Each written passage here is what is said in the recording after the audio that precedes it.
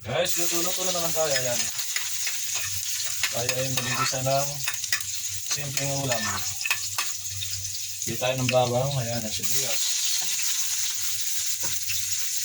So, tanghalian natin. Ayan, mga panyero ko. Ayan, o.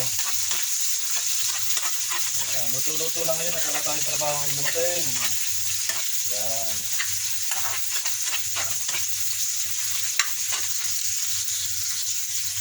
Yung kamatis. Kamatis. Ang pampasarap sa ating menu for today. Ayan. Sibuyas, kamatis, bawang. Ayan, nasama-sama na sila. Labo-labo na yan. Oh. Ganun lang mga panyero ang nagluluto. Ayan. Simple lang yan, pero siguradong masarap. Yan guys ang ating sahog. 555 na naman. Ayan.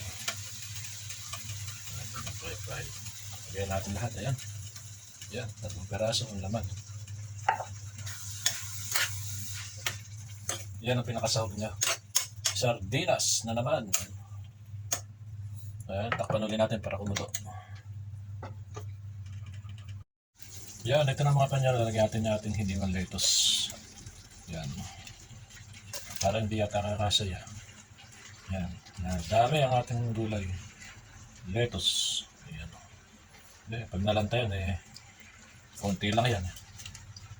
Ayan. Kakasya rin yan pagka yan ay nalanta. Ayan. Malit yung kawali natin Wala tayong pambili malaking kawali Kala natin tatakpan para malantas siya. Ito na mga panyero ko. Ayan Pwede na siyang haluin. Ayan. Uy. Parang nangangailangan ng sabaw. Uy.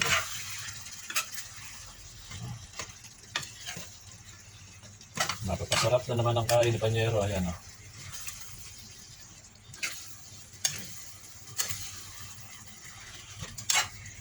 Sarap. Sardinas. Hindi natin sasabawan yan kasi yung lettuce kasi nagsasabaw yan. Magkakatas ng tubig yan